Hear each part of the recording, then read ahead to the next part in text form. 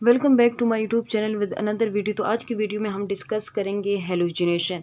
हम ये जो स्टडी करेंगे ये पढ़ रहे हैं reaction of alkyne. Reaction of alkyne में बहुत ही इंपॉर्टेंट मैकेनिज्म है, बहुत ही इंपॉर्टेंट रिएक्शन है जो कि है हेलोजिनेशन। हेलो का मतलब होता है हेलोजन, यानी इन रिएक्शन में आपने क्या करना है, हेलोजन को रिएक्ट करवाना है। क्योंकि हम ये पढ़ रहे हैं रिएक्शन ऑफ अल्कीन, इसका मतलब है हेलोजन को आपने रिएक्ट करवाना है अल्कीन के साथ, यानी CH2। ये जनरल मैंने एक अल्कीन लिया है यानी इथीन लिया है, इसको मैं रिएक्ट करूँगी अल्कीन हेलोजन के साथ जो कि है ब्रोमाइड आयन। तो इस प्रोडक्ट जो मेरे पास बनेगा वो ये बनेगा CH2, एक ब्रोमाइड या ब्रोमीन आयन यहाँ पे अटैच हो जाएगा और एक ब्रोमाइड यहाँ पे अटैच हो जाएगा। तो इसको हम कहते हैं विस डाई हेलाइड। ये है इथीन। इथीन से प्रोडक्ट मुझे मिला है विस डाइहाइलाइड। इस रिएक्शन को क्या कहा जाता है, हेलोजिनेशन, क्योंकि हमने हेलोजन इसमें ऐड किया। अब इस रिएक्शन के मैकेनिज्म में जाने से पहले बहुत ही इंपॉर्टेंट पॉइंट है कि हेलोजन हमारे पास ये सारे होते हैं, ब्रोमीन, क्लोरीन, फ्लोरीन, आयोडीन। लेकिन इन हेलोजन में जो हम यूज़ करते हैं हेलोजिनेशन रिएक्शन में वो ये दो यूज़ करते हैं, ब्रोमीन और क्लोरीन। फ्लोरीन हम इसलिए यूज़ नहीं करते क्योंकि फ्लोरीन जो होता है वो बहुत ही ज़्यादा हाईली रिएक्टिव होता है। हाईली रिएक्टिव की वजह से इसकी वजह से हम इसको यूज़ नहीं करते, क्योंकि इनका रिएक्शन जो होता है वो बहुत ज़्यादा फास्ट होता है, तो बाज़ औक़ात एक्सप्लोजन के भी चांसेस हो सकते हैं। आयोडीन को हम इसलिए यूज़ नहीं करते क्योंकि ये हमारे पास क्या होता है, अनरिएक्टिव होता है। जब ये अनरिएक्टिव होता है तो रिएक्शन क्या होगा, बहुत ज़्यादा स्लो होगा। फ्लोरीन हाईली रिएक्टिव, एक्सप्लोजन के चांसेस हैं, इस वजह से हम यूज़ नहीं करते। आयोडीन अनरिएक्टिव, स्लो रिएक्शन होगा, इस वजह से यूज़ नहीं करते। अगर इन दोनों को हम स्किप कर दें तो पीछे ब्रोमाइड यानी ब्रोमीन और क्लोरीन रह जाते हैं, इसलिए इन रिएक्शन में हम ब्रोमीन या क्लोरीन यूज़ करते हैं, जैसे यहाँ पे मैंने यूज़ किया ब्रोमीन। अब आते हैं इसके मैकेनिज्म की तरफ। Welcome back to my YouTube channel with another video. तो आज की वीडियो में डिस्कस करेंगे जी, तो मैकेनिज्म किसे कहते हैं। मैकेनिज्म का मतलब होता है step wise description of reaction. एक रिएक्शन को जब एक एक स्टेप आप उसका एक्सप्लेन करें तो इसको कहा जाता है मैकेनिज्म। एक एक पॉइंट, एक एक चीज़ एक्सप्लेन करें कि कहाँ पे बॉन्ड ब्रेकिंग हो रही है, कहाँ पे बॉन्ड फॉर्मेशन हो रही है, इसको कहा जाता है मैकेनिज्म। तो मैकेनिज्म के स्टेप 1 की तरफ हम आ जाते हैं। अब ये स्टेप 1 क्या है, हेलोजिनेशन का। इसमें क्या होता है, एक्चुअली ये होता है अल्कीन जो हमने लिया था इथीन CH2, ये रिएक्ट करता है ब्रोमीन के साथ। अब ये कैसे रिएक्ट करते हैं इसका पॉइंट पहले समझ लेते हैं। तो आपने दो चीज़ें पढ़ी होंगी, दो बहुत ही मेन कॉन्सेप्ट जो कि 8th क्लास से स्टार्ट हो जाते हैं, नॉन पोलर और पोलर मॉलिक्यूल के बारे में। अब नॉन पोलर किसे कहते हैं, नॉन पोलर उसे कहते हैं जिसमें आपके पास पोल्स नहीं बनते। पोलर किसे कहते हैं, जिसमें आपके पास पोल्स बनते हैं।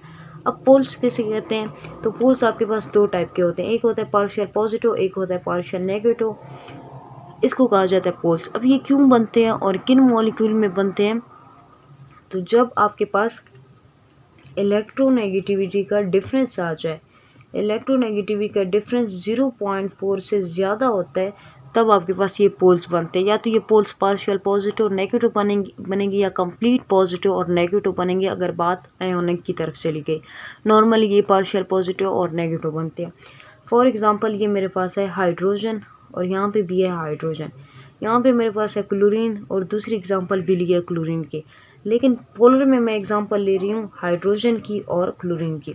अब मुझे इतना तो आपको पता होगा कि हाइड्रोजन और क्लोरीन, ये हाइड्रोजन है, ये हाइड्रोजन है, ये हाइड्रोजन है और ये क्लोरीन है, इन दोनों में किसकी इलेक्ट्रोनेगेटिविटी ज़्यादा है, तो आपके पास क्लोरीन की इलेक्ट्रोनेगेटिविटी ज़्यादा है। अगर क्लोरीन की इलेक्ट्रोनेगेटिविटी ज़्यादा है तो इनके बीच में ये जो बॉन्ड है, इस बॉन्ड में एक इलेक्ट्रॉन हाइड्रोजन का है, एक इलेक्ट्रॉन क्लोरीन का है। इस बॉन्ड में एक हाइड्रोजन इस हाइड्रोजन का है और एक इलेक्ट्रॉन जो है वो इस हाइड्रोजन का है। इनके बीच में जो बॉन्ड है उसमें एक जो इलेक्ट्रॉन है इस क्लोरीन का है और एक इलेक्ट्रॉन इस क्लोरीन का है। अब यहाँ पे ये जो दो इलेक्ट्रॉन है, एक इलेक्ट्रॉन हाइड्रोजन का, एक क्लोरीन का, ये बीच में इन्होंने क्या किया, शेयर किया। लेकिन क्लोरीन की इलेक्ट्रोनेगेटिविटी क्या है, ज़्यादा है, तो क्लोरीन क्या करता है, अपनी इलेक्ट्रोनेगेटिविटी हाई होने की वजह से इन दोनों इलेक्ट्रॉन को क्या करेगा, अपनी तरफ अट्रैक्ट करेगा। जब ये अपनी तरफ अट्रैक्ट करेगा तो इसके ऊपर आ जाएगा पार्शियल नेगेटिव, हाइड्रोजन से दूर चले गए, हाइड्रोजन के ऊपर आ जाएगा पार्शियल पॉजिटिव। तो इसको हम कहते हैं, ये कौन सा मॉलिक्यूल अब आपके पास बन गया, पोलर मॉलिक्यूल, पोलर मॉलिक्यूल बन गया।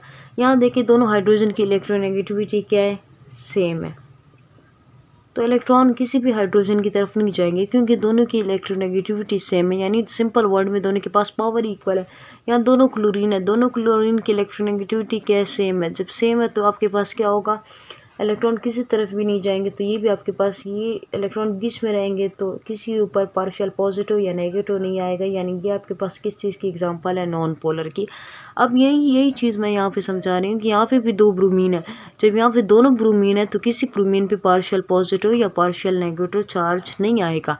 लेकिन अगर इनके ऊपर चार्ज ना आए तो ये कैसे पार्टिसिपेट करेंगे इस मैकेनिज्म में, तो उसका रीज़न ये है कि यहाँ पे एक्चुअली होता है डायपोल इंड्यूस डायपोल। अगर नहीं बल्कि पढ़ा होगा 11th क्लास में डायपोल इंड्यूस डायपोल का टॉपिक, जहाँ पे एक मॉलिक्यूल की वजह से दूसरे मॉलिक्यूल में पोल्स बन जाते हैं, इस तरीके से पार्शियल नेगेटिव और पॉजिटिव पोल्स बन जाते हैं। यहाँ पे देखिए ये डबल बॉन्ड है, डबल बॉन्ड आपको पता है एक इलेक्ट्रॉन रिच सेंटर होता है, ये क्या है, electron rich centre. Electron rich centre का मतलब है यहाँ पे इसके पास बहुत सारे इलेक्ट्रॉन है। अब ये जो दो ब्रोमीन है इनकी इलेक्ट्रोनेगेटिविटी सेम है, तो इस बॉन्ड में एक इलेक्ट्रॉन इस ब्रोमीन का और एक ऊपर वाले का, डॉट का मतलब है एक एटम का, क्रॉस का मतलब है दूसरे एटम का। ये इलेक्ट्रॉन हम शो डिफरेंस बताने के लिए शो कर देते हैं। अब ये इलेक्ट्रॉन रिच सेंटर है, इलेक्ट्रॉन रिच सेंटर होने का मतलब ये है कि इसके पास क्या होंगे, बहुत सारे इलेक्ट्रॉन है। और ये जो डॉट मैंने ड्रॉ किया इसका मतलब है कि ये इलेक्ट्रॉन का क्लाउड है, यानी ये वो एरिया है जहाँ तक इलेक्ट्रॉन की रिपल्शन पहुँच रही है। कोई भी दूसरा इलेक्ट्रॉन यहाँ नहीं आ सकता। क्यों नहीं आ सकता, क्योंकि यहाँ पे बहुत सारे इलेक्ट्रॉन है, उनके ऊपर भी नेगेटिव चार्ज है, जबकि इस इलेक्ट्रॉन के ऊपर भी नेगेटिव चार्ज है, तो वो इसको अंदर आने नहीं देंगे ड्यू टू रिपल्शन। अब ये जो ब्रोमीन है, तो एक ब्रोमीन के पास होते हैं 3 लोन पेयर, यानी क्लोरीन आपको पता है उसके पास होते हैं 7 इलेक्ट्रॉन, तो ब्रोमीन भी उसी ग्रुप से है। ब्रोमीन के पास भी क्या होंगे, 7 इलेक्ट्रॉन। जब इसने एक बॉन्ड बना लिया तो पीछे कितने रह गए, 6 इलेक्ट्रॉन।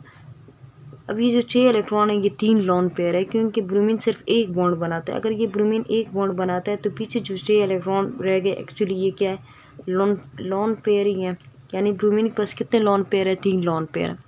इस ब्रोमीन के पास भी 3 लोन पेयर है और इस ब्रोमीन के पास भी क्या है, 3 लोन पेयर है। अब यहाँ पे भी ये इलेक्ट्रॉन रिच सेंटर है, यहाँ पे भी इलेक्ट्रॉन है, बहुत सारे इलेक्ट्रॉन है। ब्रोमीन के पास भी इलेक्ट्रॉन है, तो इनके बीच में क्या होगी, रिपल्शन होगी। इनके बीच में रिपल्शन होगी। इस रिपल्शन को ओवरकम करने के लिए ये ब्रोमीन चाहेगा कि किसी न किसी से इसके जो इलेक्ट्रॉन है वो इससे दूर हो जाए ताकि रिपल्शन कम हो। अब ये इलेक्ट्रॉन तो बॉन्ड में पार्टिसिपेट नहीं करेगी, आपके पास लोन पेयर है। लोन पेयर वो होता है जो बॉन्ड में पार्टिसिपेट नहीं करते। तो ब्रोमीन चाहता है ये जो ब्रोमीन है ये वाला दूर होता है। अब ऊपर वाला जो ब्रोमीन है ये चाहता है किसी तरीके से ये नीचे वाला ब्रोमीन इससे अपने इलेक्ट्रॉन ले ले ताकि इसकी रिपल्शन कम हो जाए। अब लोन पेयर तो वो ले नहीं सकता, तो वो क्या करता है, ये जो बॉन्ड में इलेक्ट्रॉन होते हैं इनको अपनी तरफ शिफ्ट कर देता है। जब ये इलेक्ट्रॉन इसकी तरफ करीब आ जाते हैं तो इस ब्रोमीन के ऊपर आ जाएगा पार्शियल नेगेटिव और ऊपर वाले ब्रोमीन के ऊपर आ जाएगा पार्शियल पॉजिटिव। आई होप आपको ये पॉइंट क्लियर होगा।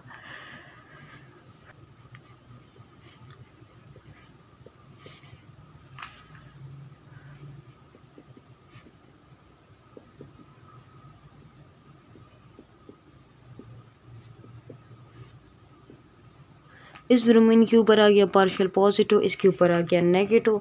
अब जब इसके ऊपर पार्शियल पॉजिटिव आ गया, इसके ऊपर नेगेटिव, तो अभी मैंने आपको कहा कि ये इलेक्ट्रॉन रिच सेंटर है। जब ये इलेक्ट्रॉन रिच सेंटर है तो ये क्या करेगा, इस पे अटैक कर लेगा। ये क्या करेगा, इस पे यहाँ से अटैक कर लेगा, तो आपके पास ऐसे बन जाएगा CH2 single bond CH2 Br और इसके ऊपर आ जाएगा पॉजिटिव चार्ज। अगर आपको कन्फ्यूजन हो रही है कि ये पॉजिटिव चार्ज कैसे आया है, तो एक्चुअली इन दोनों स्टेप के बीच में एक रिएक्शन होता है जो हम मैकेनिज्म में शो नहीं करते। वो आपके पास ऐसे होता है, जैसे ये था CH2 double bond to CH2।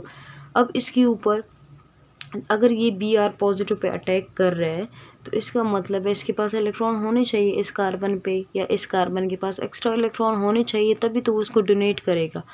यानी यहाँ पे ये डबल बॉन्ड जो है वो कैसे काम कर रहा है, एक्ट एज ए न्यूक्लियोफाइल। और ये पॉजिटिव स्पीशी कैसे काम कर रही है, एक्ट एज ए इलेक्ट्रोफाइल। तो आपको पता है न्यूक्लियोफाइल वो होता है जो अपने इलेक्ट्रॉन डोनेट करे, इलेक्ट्रोफाइल वो होता है जो इलेक्ट्रॉन एक्सेप्ट करे। अगर Br पॉजिटिव इलेक्ट्रॉन एक्सेप्ट करना चाहता है तो इसका मतलब है इन दोनों कार्बन में से किसी के पास एक्स्ट्रा इलेक्ट्रॉन हो ताकि वो इसको डोनेट करे। लेकिन यहाँ पे क्या है, आपके पास ये जो डबल बॉन्ड होता है इलेक्ट्रॉन डोनेट करने से पहले, ये डबल बॉन्ड की जो इलेक्ट्रॉन है यानी पाई बॉन्ड जो है या तो वो इस कार्बन को मिलेगा या इस कार्बन को मिलेगा, दोनों की पॉसिबिलिटी है, किसी भी कार्बन को मिल सकता है। लेकिन लेट सपोज मैं आपको कहती हूँ कि वो जो इलेक्ट्रॉन है वो इस कार्बन को मिल गए। अगर इलेक्ट्रॉन इस कार्बन के मिल गए तो इसके ऊपर क्या आ जाएगा, नेगेटिव चार्ज। इस कार्बन से इलेक्ट्रॉन चले गए तो इसके ऊपर क्या आ जाएगा, positive charge. Actually positive charge ऐसे आता है, इसके ऊपर जो नेगेटिव चार्ज आ गया तो इसका मतलब अब ये वाला जो कार्बन है ये बन गया न्यूक्लियोफाइल। अगर ये बन गया न्यूक्लियोफाइल तो ये कार्बन एक्ट करेगा, बॉन्ड बनाएगा ब्रोमीन पॉजिटिव के साथ। तो इसने क्या किया, ब्रोमीन पॉजिटिव के साथ बॉन्ड बना लिया, तो आपके पास ये स्ट्रक्चर बन जाएगा। अब मैंने अभी आपको बताया कि ब्रोमीन सिर्फ और सिर्फ क्या बनाता है, एक बॉन्ड बना सकता है। ब्रोमीन सिर्फ एक बॉन्ड बना सकता है और ब्रोमीन के पास होते हैं 3 लोन पेयर, 3 लोन पेयर, ठीक है, 3 लोन पेयर। 3 लोन पेयर का मतलब है 6 इलेक्ट्रॉन, लेकिन यहाँ पे मैंने 5 इलेक्ट्रॉन ड्रॉ किए, 5 इलेक्ट्रॉन ड्रॉ किया क्योंकि ब्रोमीन के पास 6 इलेक्ट्रॉन थे। 6 में से ब्रोमीन बनाता एक बॉन्ड, लेकिन यहाँ पे इसने कितने बॉन्ड बनाए, ब्रोमीन ने यहाँ पे बनाए हैं 2 बॉन्ड। इसका मतलब है ये जो बॉन्ड बना है इसमें भी ब्रोमीन के इलेक्ट्रॉन यूज़ हुए होंगे या नहीं। ब्रोमीन का इसका मतलब है ब्रोमीन के इलेक्ट्रॉन यहाँ पे भी यूज़ हुए। अगर ब्रोमीन के इलेक्ट्रॉन यहाँ पे भी यूज़ हुए, इसकी वजह से ब्रोमीन के ऊपर क्या आ गया, यानी इसके अपने इलेक्ट्रॉन यूज़ हुए हैं, इलेक्ट्रॉन बॉन्ड में यूज़ हो गए। यानी यहाँ पे एक्चुअली जब हम कोई भी एटम अपने लोन पेयर डोनेट करते हैं तो उसको क्या करे, जब उसने अपने लोन पेयर डोनेट कर दी इसका मतलब है उसके पास इलेक्ट्रॉन की डेफिशिएंसी हो गई। बेशक लोन पेयर के इलेक्ट्रॉन हम कहते हैं बॉन्डिंग में पार्टिसिपेट नहीं करते, लेकिन कुछ सिचुएशन में ये जो लोन पेयर है ये बॉन्ड बनाते हैं। जैसे मैंने आपको अभी कहा ब्रोमीन एक बॉन्ड बनाता है, लेकिन यहाँ ब्रोमीन 2 बॉन्ड बना चुका है। ब्रोमीन की जो वैलेंसी है वो एक बॉन्ड बनाने की है, ब्रोमीन 2 बॉन्ड बना सकता है, लेकिन दूसरा बॉन्ड बनाने के लिए ब्रोमीन क्या करेगा, अपने लोन पेयर यूज़ करेगा, जो कि इसने यहाँ पे यूज़ कर ली। इस वजह से इसके ऊपर क्या आ गया, एक पॉजिटिव चार्ज आ गया। यहाँ देखिए ब्रोमीन ने बॉन्ड बनाया था, कोई पॉजिटिव चार्ज नहीं आया था। ये पार्शियल पॉजिटिव जो था ये तो इन इलेक्ट्रॉन रिपल्जन की वजह से था, लेकिन नॉर्मली जो अगर हम लिख ले Br तो इसके ऊपर कोई पॉजिटिव चार्ज नहीं होता। क्यों नहीं होता, क्योंकि ब्रोमीन एक बॉन्ड बना सकता है। लेकिन जब ब्रोमीन नहीं, कोई भी एटम जब अपनी कैपेसिटी से ज़्यादा बॉन्ड बना लेता है तो इसका मतलब है उसने अपनी ही इलेक्ट्रॉन यूज़ किए। अगर उसने अपनी ही दोनों इलेक्ट्रॉन यूज़ किए तो वहाँ पे उस एटम के ऊपर आ जाता है पॉजिटिव चार्ज, जैसे ब्रोमीन के ऊपर यहाँ है। तो अब ये चाहता है कि किसी न किसी तरीके से इस पॉजिटिव चार्ज को ख़त्म करे। तो उसका ये एक तरीका ये है कि ये वाला जो ब्रोमीन है इसको यहाँ से रिलीज़ कर दें, ठीक है। जब ये वाला ब्रोमीन यहाँ से रिलीज़ होगा तो इसके पास जो 2 इलेक्ट्रॉन थे वो से दोबारा मिल जाएंगे और आपके पास ये स्ट्रक्चर ऐसे बन जाएगा, CH2 पॉजिटिव Br, ये बन गया। लेकिन बहुत ही इंपॉर्टेंट पॉइंट, अब CH2 के ऊपर पॉजिटिव उसी तरीके से, अभी तक तो ब्रोमीन अपने पॉजिटिव चार्ज को ख़त्म करना चाहता था और ब्रोमीन को दोबारा से अपने 3 लोन पेयर मिल जाएंगे। अब ब्रोमीन ने क्या किया, ये वाला एरो पर ये ऐसे होगा,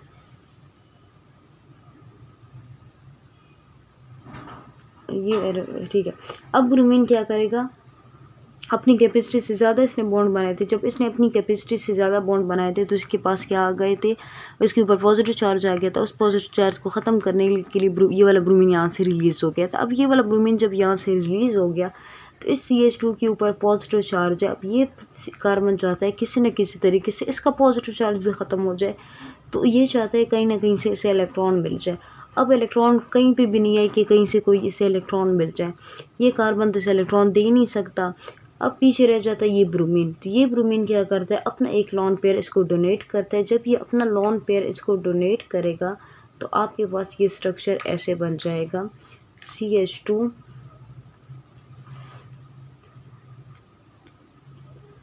CH2 CH2 PR PR, 2 lone pair, और यहाँ पे फिर से पॉजिटिव चार्ज आ गया क्योंकि यहाँ पे फिर से इसने कितने बॉन्ड बना लिए, 2 बॉन्ड बना लिए।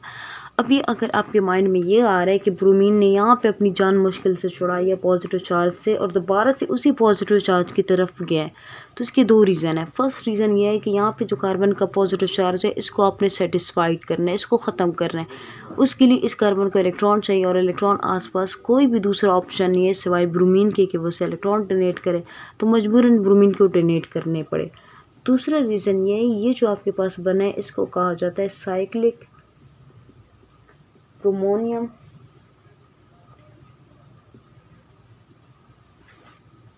इसको कहा जाता है साइक्लिक ब्रोमोनियम आयन। ये जो साइक्लिक ब्रोमोनियम आयन होता है ये स्टेबल होता है, स्टेबल होता है इसके कंपैरिजन में क्या होता है, ये स्टेबल होता है। इतना ज़्यादा स्टेबल नहीं होता कि ये आपका फाइनल प्रोडक्ट बन जाए, इतना स्टेबल नहीं होता, लेकिन इसके कंपैरिजन में ये स्टेबल होता है। तो ये कहता है कि अगर इलेक्ट्रॉन देने से स्टेबिलिटी भी आ रही है और कोई दूसरा ऑप्शन भी नहीं है तो ये इस चीज़ को प्रेफर कर लेता है। क्लियर है। अब देखिए ये भी यहाँ पे भी ब्रोमीन के ऊपर पॉजिटिव चार्ज है लेकिन ये अनस्टेबल है, ये भी अनस्टेबल है, लेकिन इनके कंपैरिजन में क्योंकि हम जितना आगे की तरफ जा रहे हैं हम मेन प्रोडक्ट की तरफ जा रहे हैं, यानी हम स्टेबिलिटी की तरफ जाते हैं, तो ये वाला जो आपके पास साइक्लिक बन जाता है ये क्या होता है, स्टेबल होता है as compare to that one. इसलिए क्या करता है, इस ब्रोमीन यहाँ पे अपने इलेक्ट्रॉन दे देता है। अब जब ब्रोमीन अपने इलेक्ट्रॉन दे देता है तो इसके बाद क्या होता है, ब्रोमीन फिर से चाहता है कि इस पॉजिटिव चार्ज से जान छुड़ाए। अब उसको तो इसने स्टेबल कर दिया लेकिन फिर अपने पॉजिटिव चार्ज की तरफ ध्यान गया, तो ये क्या करता है, यहाँ पे जो इलेक्ट्रॉन है, अब ब्रोमीन क्या करता है, चाहता है कि इस पॉजिटिव, लेकिन अगर ये बॉन्ड इस बॉन्ड को ख़त्म कर दे तो दोबारा से यही चीज़ बन जाएगी। जब इसने दोबारा से अपने इलेक्ट्रॉन लेने ही थे तो दिए क्यों है, मेन क्वेश्चन तो ये बनता है। तो यहाँ पे देखिए ये जो ब्रोमीन रिलीज़ हुआ था ये वाला -PR, ये जो ब्रोमीन रिलीज हुआ था ये क्या करते हैं, अब ये अटैक करेगा, यानी ये आपके पास ऐसे हो जाएगा CH2